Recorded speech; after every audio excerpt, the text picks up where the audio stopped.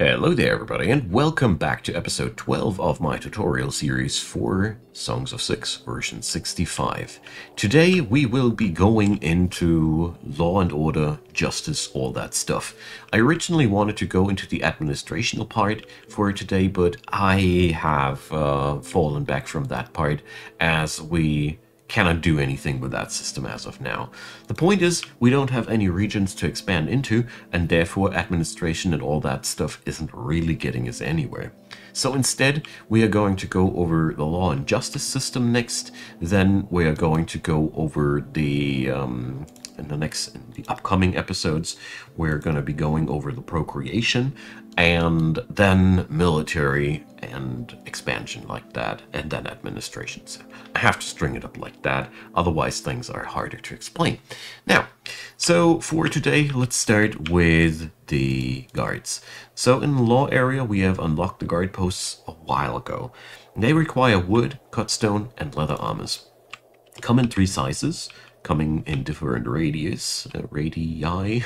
So we're going to build a small one here. It would be right now for my city, as a matter of fact, more effective to have the larger one. But as I am playing a pretty shoddy tutorial run here, and my economical situation isn't as good as it should be because I'm doing too many things at once, we're going to go for the small one. I also have put down the production of tools, as we are not capable of getting the amount of metal into the production that we need. We will need to pump up our economy, and I already know how we're going to do that, but probably not in this episode. So this place here requires leather armor. So here, as usual, it is time to set up a new import depot. Control left click, and let's build one. We're going to import the leather armors for the time being. You could be producing them yourself down here in the technology area where your tailors are at. You can unlock the makeshift armor, allowing you to turn leather into armors. This is a really low-cost technology, and you can also go for husbandry to create yourself leather. So there's options to make your own leather armor, but we're going to be importing that stuff just simply because it is, in my book right now, the quickest way to solve the issue. But as usual, I want to show you all the methods that you can go for. So the city right now is in a pretty stable equilibrium. We are right now not quite producing enough grain, not quite producing enough crops for the entire city to subsist on, but we're filling up the rest with imports, and that's nothing to feel bad about. We will be cranking up the food production very soon, as procreation for your species is never possible without a proper food production, so we will be going over that. Also, leather armor is quite a costly thing. Making it yourself is a lot less costly, but what can I do? So, while we're waiting for that to be imported, we will now go on over to the other thing we require, and that's a dungeon. And so a dungeon is stone and metal, so we can easily put that up here into the vicinity. This will probably get finished before the guard post is, but whatever. We don't need a large dungeon. Usually something like this is already almost oversized, but whatever. There we go. And now we will add in a couple of prison cells. These come in one size, as you see, and we can always crank the total amount up. As you see here, the cost in terms of metal is quite high, but that building ain't stable yet, too. So you can totally leave it like with that point. It requires 1 guard and a moderate amount of metal. It is totally okay for starters. So while these things are building, now to the really interesting parts. Down here in the government area, you see the law and punishment thing. So the point here is every species has different preferences of how to proceed with criminals. This is a really, really interesting and Also problematic part. So for example, our Crotonian friends, they dislike people being executed. That's why this bar is already green and full.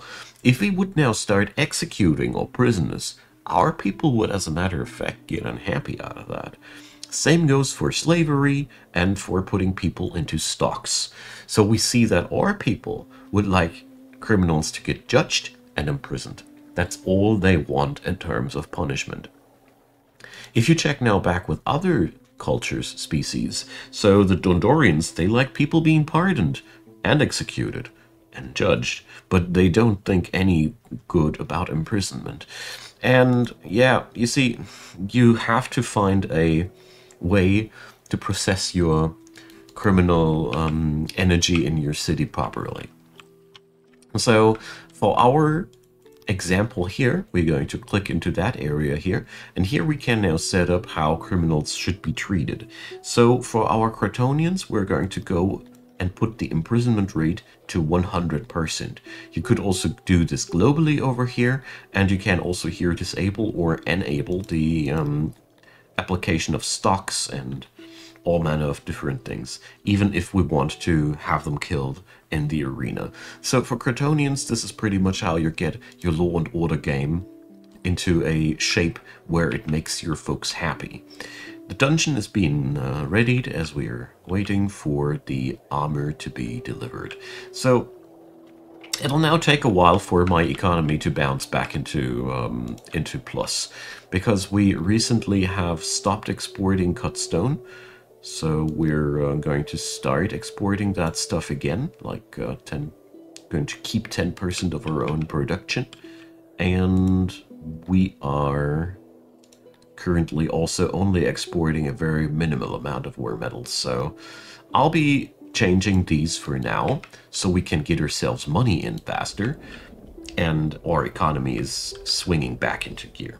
Sometimes you just have to do these things to get yourself back into shape.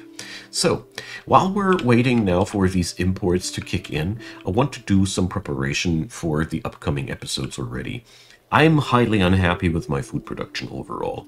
We are not autonomous. We are always relying on imports, and that has to change. So first and foremostly, I want to put up a second vegetable farm.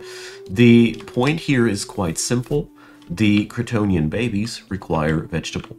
If there is no vegetable in your city, the babies will die. You don't want your babies to die, therefore you want to have a huge stockpile of vegetable. So we're going to go down here and set up a vegetable farm. Boom, just like that. This is also pretty much in my woodcutting area, but what can we do? We won't be having that much permanent woodcutting here on this map. I can already foresee that. But as a matter of fact, there are several forests here on the map, so we can easily use all that fertile soil for the sake of our agriculture. Another thing that I want to introduce today are fruit orchards. So fruit orchards are the more powerful version of a fruit farm. The downside or the challenge about them is that they are very sensitive to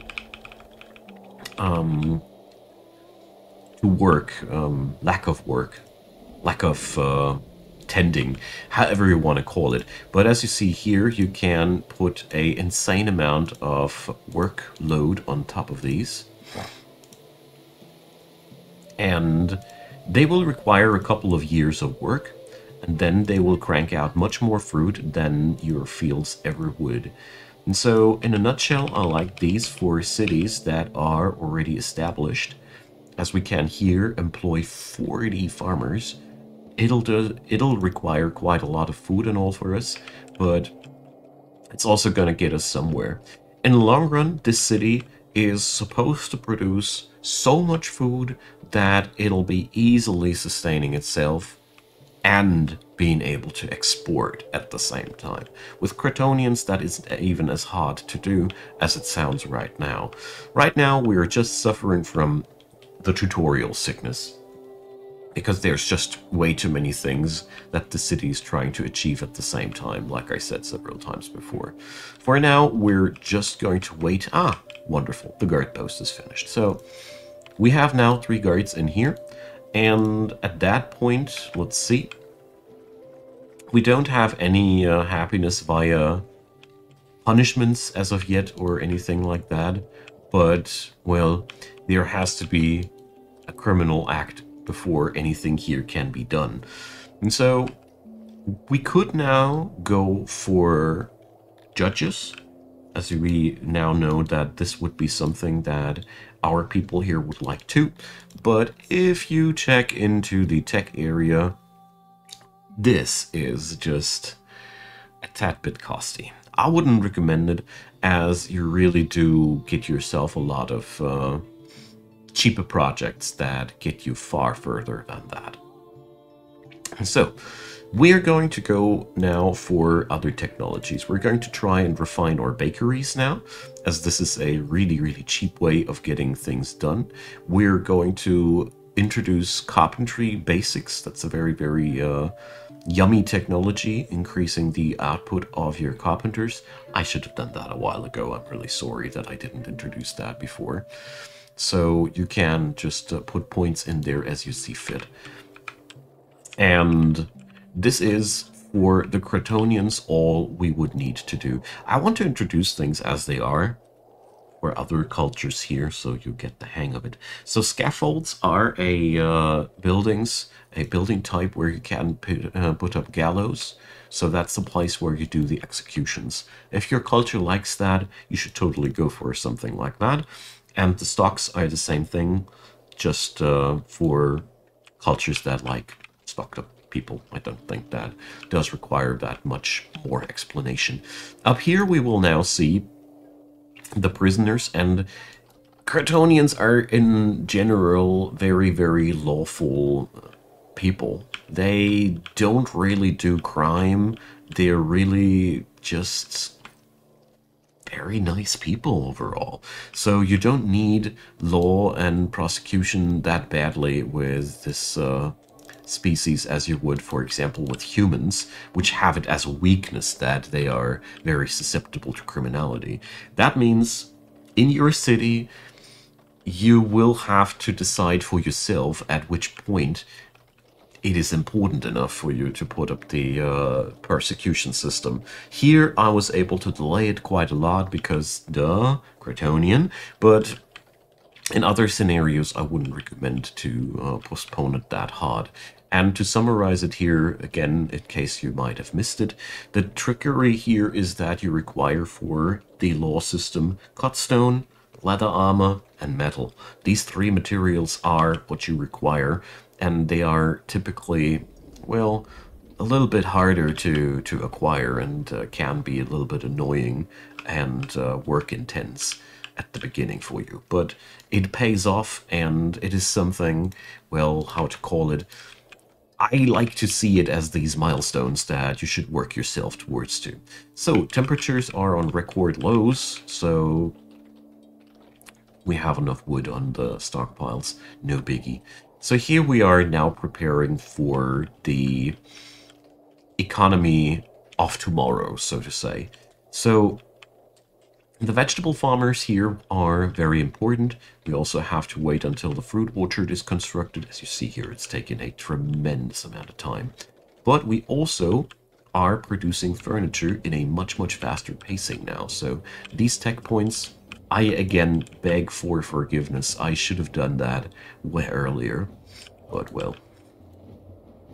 To my own defense, I must say that in the previous versions, the tech tree has changed so much that it was also quite easy to not find my way through it again, because that's an entirely different tech tree than the previous version I did a tutorial on.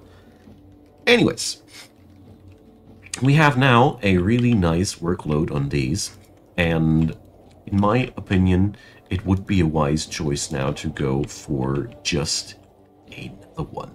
Yeah, you heard me right. It's just like, at this point, the Cretonians can't do anything wrong by bringing up more vegetable production, as we can easily export any excess.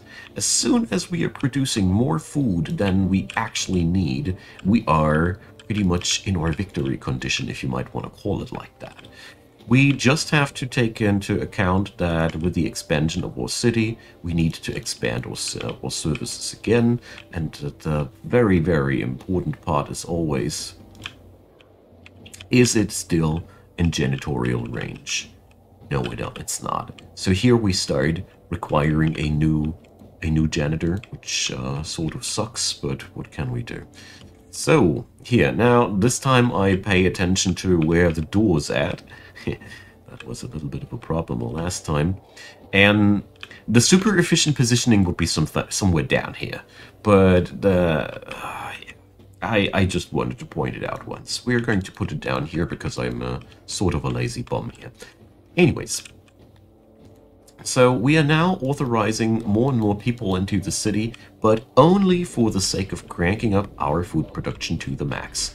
Because it is right now that we are in a very, very vulnerable and susceptible position city-wise. We are investing tons of food to create tons of food, but that also means that we need more food than ever before because our people are currently really not that well at producing. And is it?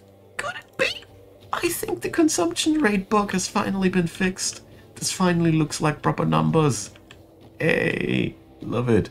So, for now, I'll be leaving the food production on a point where we do import if we fall below 50%.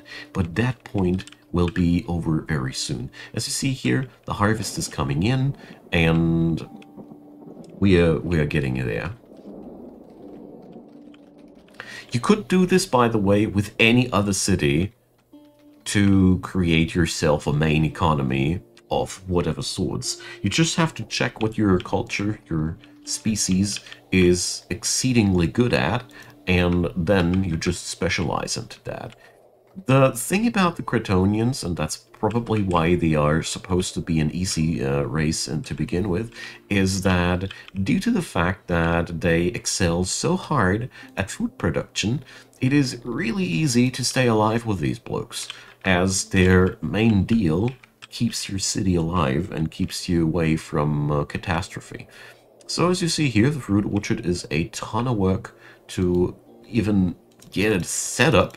It does take damn long to just build it. And we're authorizing more and more people, as 40 people will work on that thing once it's done. And we'll have to wait now for the equivalent of 4 years, if I see that correctly, before anything will be turned out of this thing. So, high investment. That's why I personally see the orchard as completely unfit for starting out. I mean, okay, you could put down a small orchard, I suppose, and try to get your game started on that. Isn't that as bad as I think it'd be? But yeah, I'm pretty sure you can catch my idea. So, homelessness is breaking out. I don't have a yellow marker on any of the farms yet, but it is pretty clear that they are going to be the culprit here. So we're building longhouses here, as we have a high-density residential area necessary. So we're going to go for... Oh dear, where's the door? There's the door. So we're going to put it down like that here. Boom. High-density residential area. So we now have to consider that our quality grid or service grid is being thinned out again. So the absolute basics to me that should always go for are hearths and wells. Don't ignore these, and you are most of the time quite okay with the survivability of your folks. All right, so now we have still not a positive production. Let's see how that develops over the course of the time. It could well be that we now need to expand like that for a while. So we're going to turn the imports now down. So the idea that I have how to monitor that is that our import level will now be exceedingly low, only 10%. So if we ever get into a stockpile crisis, we're going to import there. And now on the other hand, I will increase the crate area for these by the threefold amount. So now we have nice stockpiles. There we go.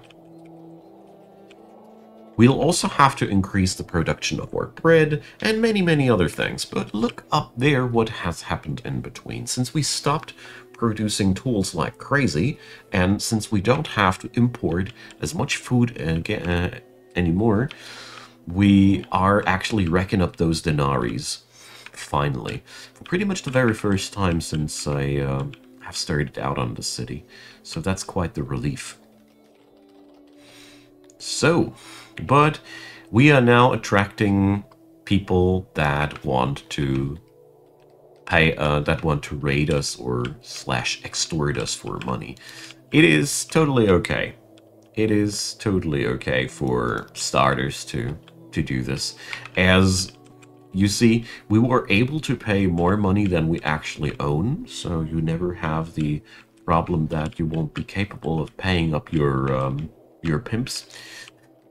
And yeah, that shouldn't be much of a big deal. So here, the 40 people also don't have much workload, but, well,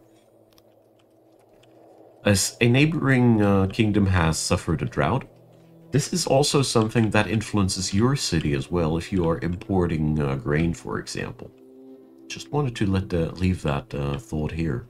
So, while we're talking about grain, the grain and the cotton are the next two industries that we need to crank up. And as you see here, we're really building a farmtopia here. So I did think about this quite a long time, and I considered it a waste of valuable farming territory if we don't go for that. So here goes another one of these. That's the grain farm. And we'll be picking up the cotton farm as well, as we constantly suffer from a lack of cotton. We never have enough cotton available, and it is time to change that. And so here the spot is very good.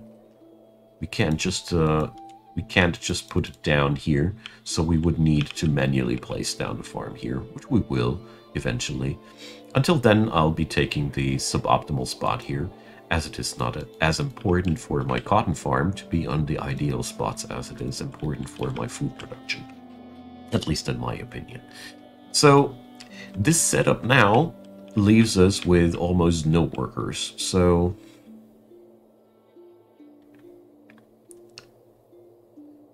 well, alright, they want to give me stuff.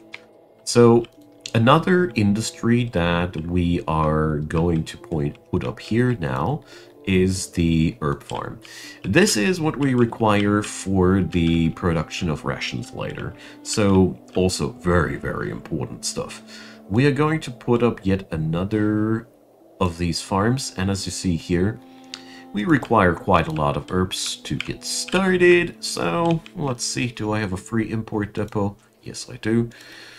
It is the same old situation again. We need to set up imports to get the farm started. I'm doing this now kind of slow-mo. I don't even have enough capacity for all the herbs that I order, but it's okay. At the same time, we are now really using up the goodwill of our city. As you see here, service happiness goes down, several things are going down, but we have to do this massive expansion.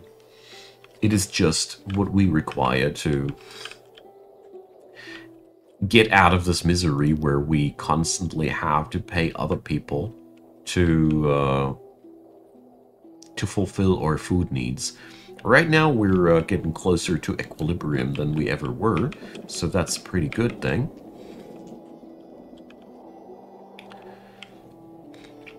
It is a little bit scary to rely on imports as we do right now, but by now I am quite confident that we will be capable of getting our things down as needed. So...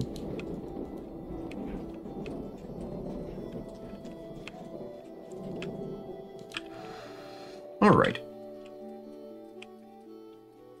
This sort of expansion does take a while, but it is now only like 2 years until our big other projects are turning out profits. And right now we're just re-importing food as we need. But I think this is looking a little bit too scary, so we're going to crank up the imports by a notch. We don't want to accidentally starve out our city. That would be really bad for our record.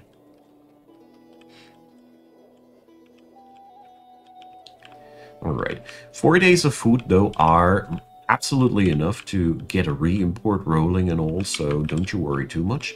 We also are now capable of exporting furniture, so we can totally turn off the imports. And, I don't know, do I even have an export depot open for these right now? No, I don't. So we're going to set up another one of these, so we can earn us some money. That's always a good thing. And right now we just need to wait for the farms to kick into production and for the orchard to kick into production. And from that point on, we will have absolutely no problems anymore with any sort of food for a while. But as you see there, our production isn't even exceeding the total capacities or anything like that. We're still waiting for the products to be delivered for our several other farms. So yeah, it is a lengthy process, but it is also a very rewarding process. Also super happy that it seems to me that finally the production numbers of the farms are properly discernible. Huzzah! That's really good. So, yeah, we will have to crank up the vegetable production again, but I think after that, we've finally reached a point where I can then start thinking about getting our city some procreation. All right. So until then, there is not really that much happening, except for these things starting to turn out food finally. And with the increase of food stockpiles, the happiness comes back. And, well, it won't take that much longer for the city to bounce into real wealth. As we are now churning out money, we are selling furniture, we're selling metal, we are at a really, really good spot in my book. Okay, I'll be ending here to get ready for the next topic in the next episode. Our law and order system is very minimal here.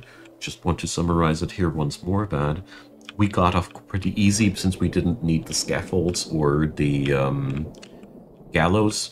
But if you people like it, you would have been really easily able to just build those where it was needed. Okay, so drop me your comments down below. I'd love to hear back from you. And as usual, feel free to leave a thumbs up, a subscription, that's the word, would be really, really awesome. And check out the description box. There's plenty of links to go around there. Among these, there's also my Discord channel and a playlist to this entire thing. Lots of goodies. Check them out. And last but not least, there is also Patreon, PayPal, and Buy Me a Coffee. And I'd be delighted if you give those a look. So, that all being said, thanks for watching this video. I hope you had a good time. See you all next time. Goodbye.